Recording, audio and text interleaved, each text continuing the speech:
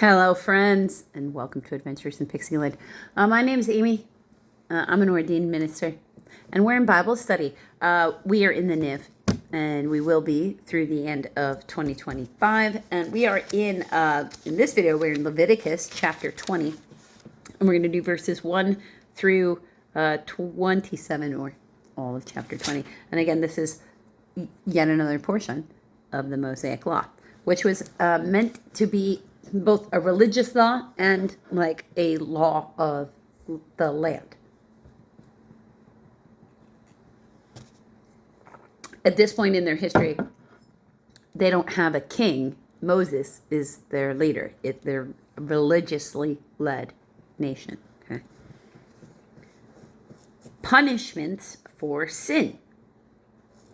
The Lord said to Moses, "Say to the Israelites, any Israelite or alien living in Israel who gives, or sacrifices any of his children to Molech must be put to death. The people of the community are to stone him. I will set my face against that man, and I will cut him off for his people. For by giving his children to Molech, he has defiled my sanctuary and profaned my holy name." They were like doing they were setting children on fire. They were sacrificing them. They were doing all kinds of detestable things to them before they killed them. And, so a demon. That's God's opinion, is Molech is a demon. And my opinion is anybody who wants those kinds of things to be done to children is a demon. That's a fantastic name, whether they're in a body or not. They're acting like it, that's for sure. If the people of the community close their eyes when that man gives one of his children to Molech, they may, and they fail to put him to death, I will set my face against that man and his family, and will cut off from their people both him and all who follow him in prostituting themselves to Moloch. I will set my face against the person who turns to mediums and spiritists to prostitute himself by following them, and I will cut him off from his people. Consecrate yourself and be holy, because I am the Lord your God. Keep my decrees and follow them. I am the Lord who makes you holy, or who sanctifies you, or who sets you apart as holy. If anyone curses his father or mother, he must be put to death. He has cursed his father or his mother, and his blood will be on his own head. If a man commits adultery with another man's wife, with the wife of his neighbor, both the adulterer and the adulteress must be put to death. If a man sleeps with his father's wife, he has dishonored his father. Both the man and the woman must be put to death. Their blood will be on their own heads. If a man sleeps with his daughter-in-law, both of them must be put to death. What they have done is a perversion. Their blood will be on their own heads. Which really says that they would disapprove of Judah. Just,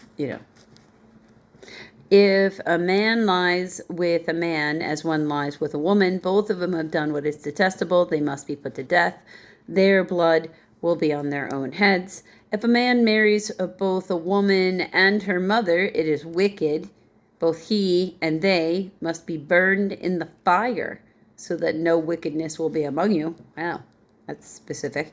If a man has sexual relations with an animal, he must be put to death, and you must kill the animal. Put it out of its misery.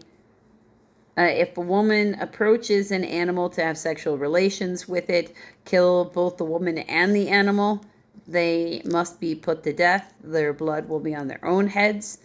If a man marries his sister, the daughter of either his father or his mother, and they have sexual relations, it is a disgrace. They must be cut off before the eyes of their people. He has dishonored his sister and will be held responsible. Abraham was married to his half-sister. So, and we went over this in one of the previous chapters. But, he's being specific because he wants you to know what, just because they were, okay, this was a holy person because he was the holiest person he could find at that time who could hear him, that he felt like he could work with this person, get them to listen, have a conversation, and then, try to get that passed on generation to generation. Doesn't mean everything they did was holy. You have to really be paying attention in there. Did God tell them to do that? Or did they just do it? All right. If a man lies with a woman during her monthly period and has sexual relations with her, he is exposed to the source of her flow, and she has also uncovered it. Both of them must be cut off from their people. Wow. Do not have sexual relations with the sister of either your mother or your father, for that would be to dishonor a close relative. Both of you would be held responsible. If a man sleeps with his aunt, he has dishonored his uncle. They would be held responsible. They will die childless. Okay. If a man marries his brother's wife, it is an act of impurity. He has dishonored his brother. They will be childless. All right. Which might explain why when Judah was trying to, give her a son in your brother's name, why it just wasn't working. Keep all my decrees and laws and follow them, so that the land where I am bringing you to live in may not vomit you out. Wow.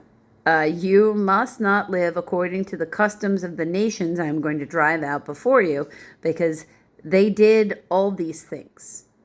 I abhorred them. But I said to you, you will possess their land. I will give it to you as an inheritance, a land flowing with milk and honey. I am the Lord your God, who has set you apart from the nations. You must therefore make a distinction between clean and unclean animals, and between clean and unclean birds. Do not defile yourselves by any animal or bird or anything that moves along the ground. Those which I have set apart is unclean for you. You are to be holy to me, because I, the Lord, am holy, and I have set you apart from the nations to be my own. That's it. So we have the responsibility of trying to be holy, because we belong to God.